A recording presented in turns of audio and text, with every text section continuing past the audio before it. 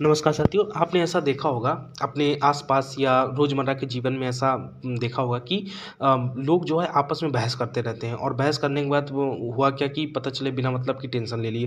लेकिन जब आप उसकी मूल जड़ में जाएँगे कि यार एक्चुअल में ये लोग बहस कर क्यों रहे थे? क्यों इतना चिक-चिक कर रहे थे आपस में?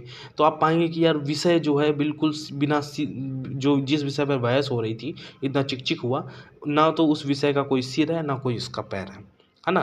वो बस बहस किस वजह से कर रहे हैं क्योंकि उनकी आदतन के अभ्यस्त हो गए हैं, उन चीज़ों के वो अभ्यस्त हो चुके हैं। और होता है ना कि जैसे कुछ आप कर रहे हो और उसको लेके जो है उनको बोलना है, कुछ ना कुछ मतलब बोलना, अगर नहीं बोलेंगे तो उनका जो पाचन तंत्र है वो बिगड़ा रहेगा, है ना? जैसे मान लो एक कोई सब्ज़ी लेने गया, चाहे वो महिला हो, चाहे वो पुरुष हो।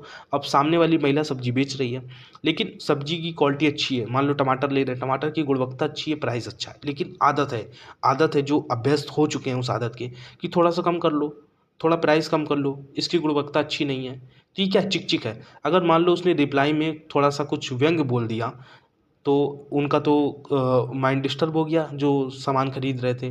अब पता चले वो उस बात को सोच रहे हैं, अपने 2-3 घंटे खराब कर लिए और उस 2-3 घंटे में जो भी उन्होंने काम किया, जो भी वर्क किया, उसका जो आउटपुट होगा ना वो बहुत अच्छा नहीं होगा क्योंकि आपका माइंड किसी और कारण से क्या है, डिस्टर्ब है ना? और वो मूल जड़ क्या था कि आपकी आदत पड़ चुकी थी, इस वजह से आपने वहाँ पे बोल दिया, जबकि उसकी क्वालिटी और क्वांटिटी और जो उसका प्राइस है वो बहुत अच्छा था। लेकिन आदत की वजह से आपने बोल दिया और उसने रिप्लाई में आपको प्रतिक्रिया में कुछ बोल दिया। इस वजह से क्या हुआ? आप डिस्टर्ब हो गए। आप जो दूसरा काम कर रहे हैं तो वो उतना अच्छे से नहीं हो रहा। ऐसे बहुत से उदाहरण हो सकते हैं। दूध वाला आया दूध देने और पता चले आपने कह दिया कि इसमें पानी मिलाया हुआ है ना? रोज़ आप कुछ ना कुछ बोलते हो कि आज दूध कम दिया, आज देर से आए हो, है ना? जबकि आपको उस दूध का काम मान लो जब उसने दिया आपको दूध आके, आपको उसको 2-3 घंटे बाद ही उस दूध का इस्तेमाल करना था, लेकिन फिर भी आपने बोल दिया कि देर से आए हो। फिर उसने रिप्लाई में दिया ऐसा करो आप दूसरा कहीं और लगवा लो, है ना? तो क्या हुआ उससे कि बिना मतलब का टेंशन होने लगा। अच्छा, हम इससे बच कैसे सकते हैं? सबसे पहले थोड़ा-सा विचार करें कि हमको किस तरह के विषय में भाग लेना है ना? मतलब बिना सिर-पैर वाले विषय हैं, है ना? तो उनमें भाग ही मत लो, जहाँ तर्क हो, ज्ञान हो, इस तरह के विषय में भाग लो। कहाँ क्या बोलना है, कितना बोलना है, इस तरह से थोड़ा-सा विचार कर लो। मतलब उस चीज़ में घुसने से पहले हल्का-सा माइंड में एक बार दिमाग में ले आओ।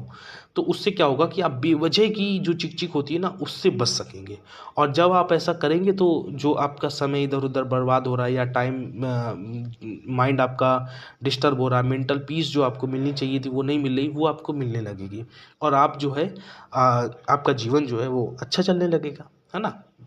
तो आप मुझे बताएँ, कमेंट में बताएँ आपको कैसा लग रहा है, मैं अच्छे से बता पा रहा हूँ, नहीं बता पा रहा हूँ। क्योंकि ये विषय ही ऐसे होते हैं कि इनको महसूस किया जाता है इस तरह के विषयों को। आप मुझे कमेंट में बताएँ आपको कैसा लग रहा है। नमस्कार साथियों।